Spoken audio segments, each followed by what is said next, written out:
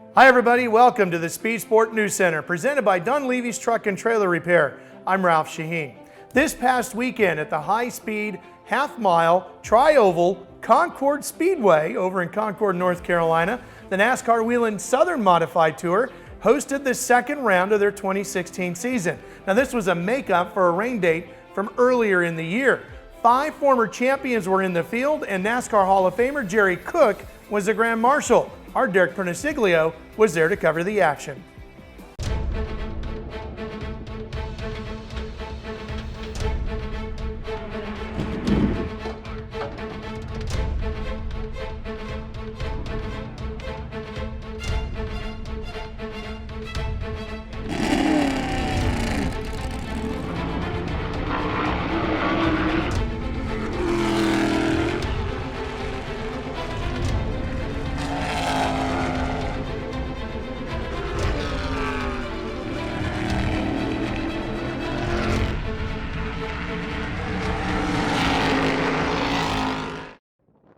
The NASCAR Whelen Southern Modified Tour returned to the Concord Speedway this past weekend for the first time in 7 years with the Spring Classic 150. It was an all Myers Brothers front row, with Burt Myers taking the lead after pole sitter Jason Myers elected to start outside. The first caution of the day came out on lap 13 for a spin of the number 33 of Austin Pickens. Ryan Preece would lead for the next 19 laps, but Burt Myers would move back past Preece to regain the lead on lap 63. 20 laps later, the second caution of the race flew when Florida's Jeremy Gerstner spun his number 15 machine off turn 4. Preece would move back into the lead when he decided to stay out while Myers, Andy Seiss, George Brunholzer III, and Ted Christopher pitted.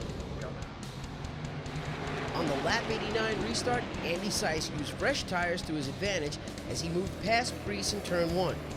It would be short-lived for Seiss. Just 5 laps later, Ted Christopher, driving the Brady Bunch 00, was on a mission to win.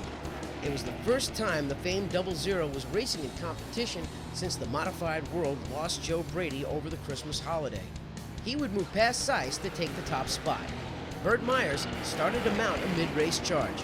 He moved past his brother Jason for 4th, Andy Seiss for 3rd, and J.R. Bertuccio to move into the 2nd spot. On the restart, Christopher held off the challenges of Burt Myers when he used an outside starting spot to hold on to the lead, but it was only for a few laps as Richie Pillai, driving the Hillbilly Racing number 79, spun in the dogleg, bringing out the 4th and final caution of the race. Christopher once again held on to the lead, restarting on the outside, and here's where it starts to get interesting. Watch the number 28 of George Brunholzer III. He moves to the outside of Andy Seiss in the number 11.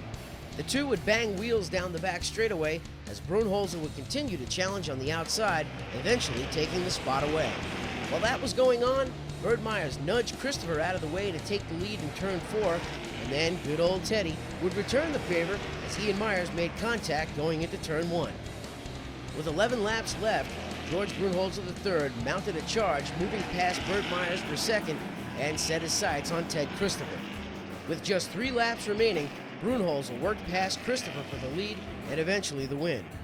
The win was a long time coming for Brunholzer, who after years of trying, finally picked up that elusive Concord victory.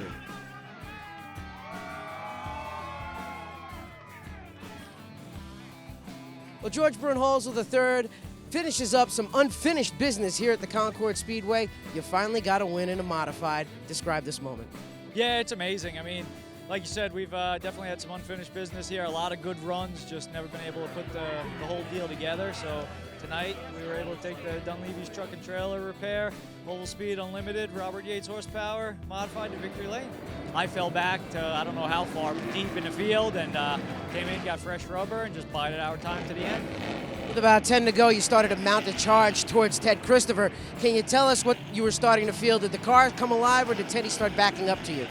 A little bit of both. I think him and Burt had run it a little too hard, a little too early, where I was kind of just watching, saw the sparks flying, and figured they'd make it a little easier for me. So I told myself that come 15 to go, I was going to drive it like 15 laps of qualifying. So we did, and it worked out. Well, Ted Christopher comes home second, 1 spot short of where he finished in 2009, but how were those last 10 laps? Was the car starting to back up? Yeah, what happened is we were so loose on the first set that on the pit stop we over-adjusted. It was good for like 25 laps, and then it just got too tight on the entry part of it. So it's a good run. It's not quite what I wanted. Thanks, Derek. The next stop for the NASCAR Whelen Southern Modified Tour is this weekend at South Boston Speedway in South Boston, Virginia. The South Boston 150, a race won last year by Ryan Preece.